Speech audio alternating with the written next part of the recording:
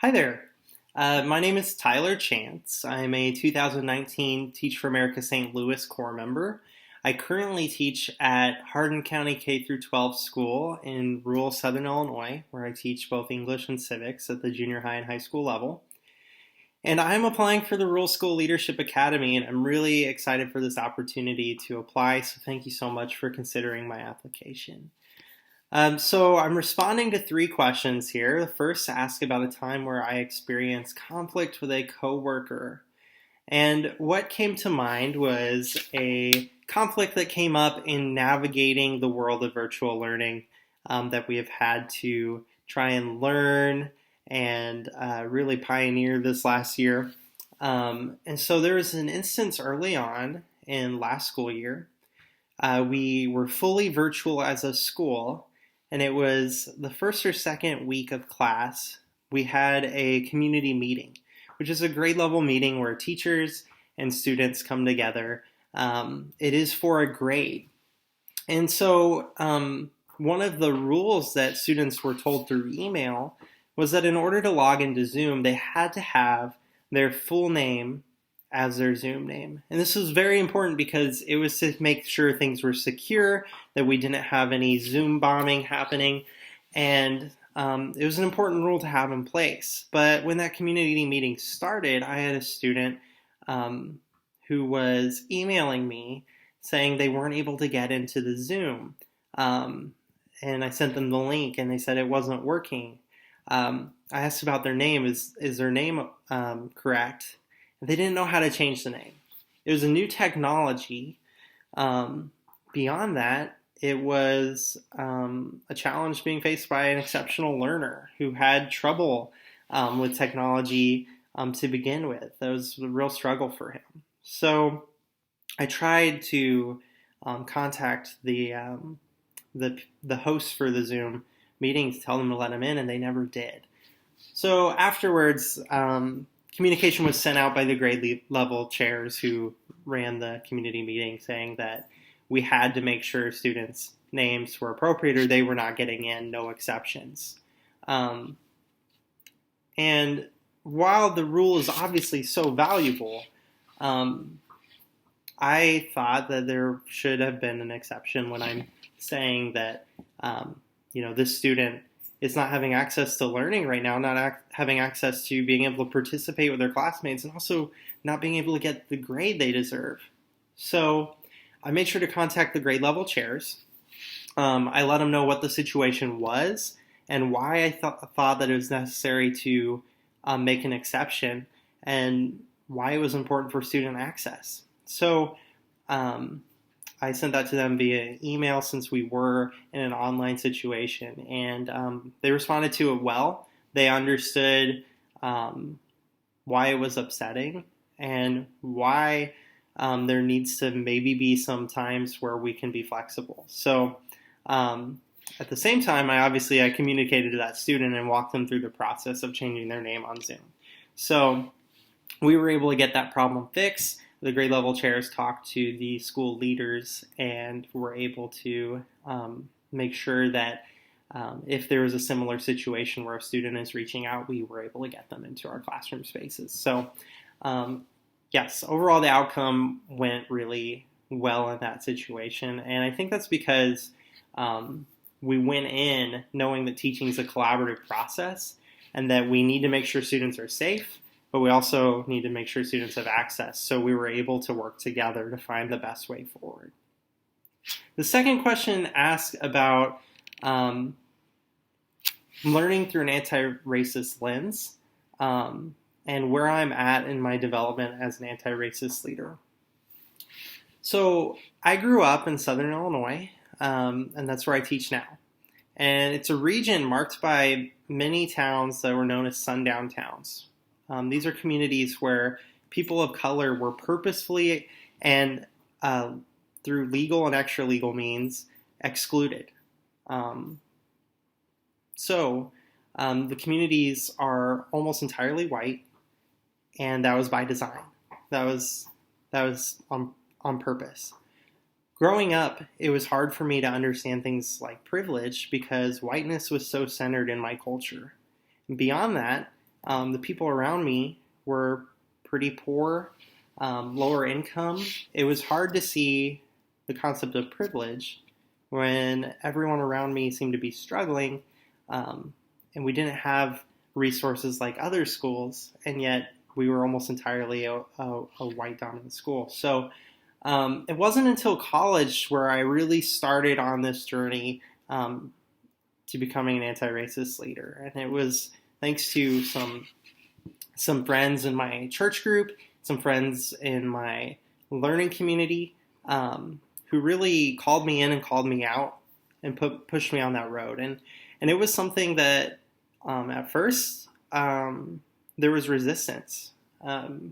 But if it wasn't for those people, I'd still be not even be on this path. So I am so thankful to them. I'm so thankful for their bravery. In grad school, I went to University of Missouri St. Louis to study political science. And just a few miles down the road is where Michael Brown was killed while I was there, my second year in school there. And I wasn't really far along this path, but that's the moment for a lot of people, I think, where we wanted to start doing the work of learning and educating ourselves. And so that's what I did. I also worked to lead a group to do exit polling in Ferguson. And we were able to really learn what people were thinking on the ground, both before and after the grand jury decision not to indict the man who killed Michael Brown. And through that whole process, I learned and I grew so much. Eventually, I wrote my dissertation for my PhD on how the church responded to the killing of Michael Brown and to other instances of racial injustice and state violence against Black people.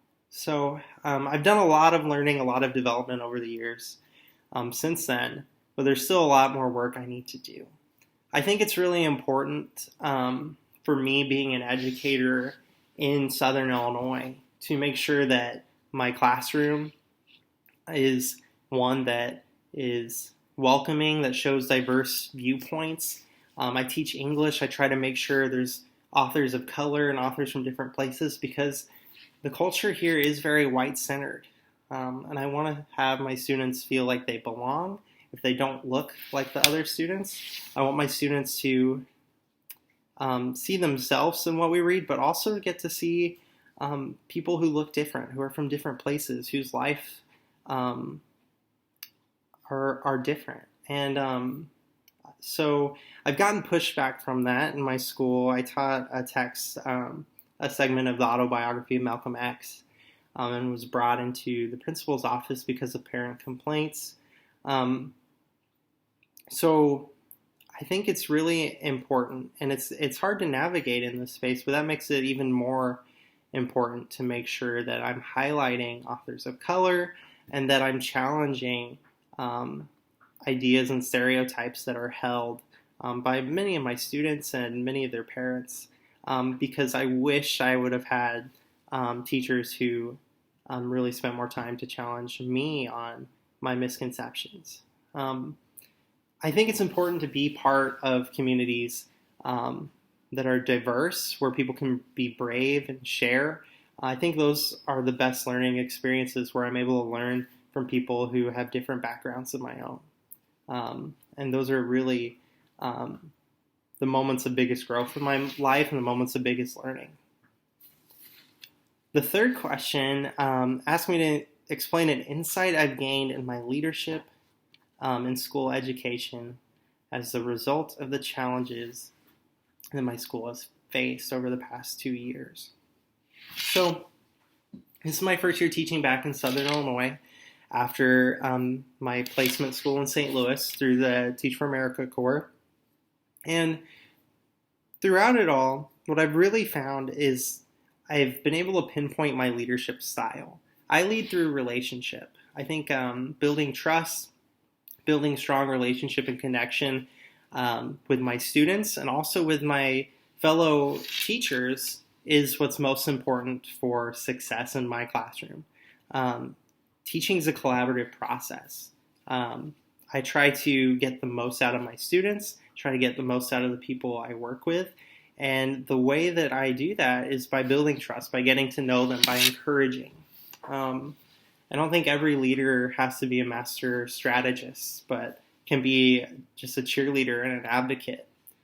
So that's the biggest insight I've learned through my experience in secondary ed. And I think it's something that's been with me throughout my leadership experiences in life.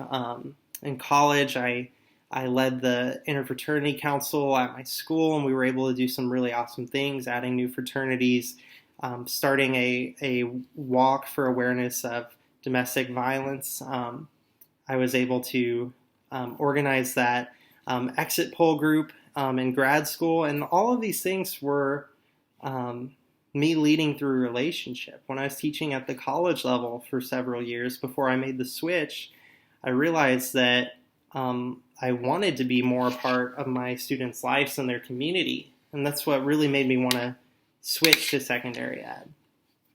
At my placement school in Teach for America, I had some challenges with classroom culture, discipline, and a lot of it was trying to change myself and go away from my strengths, which is building trust, and turn into a disciplinarian.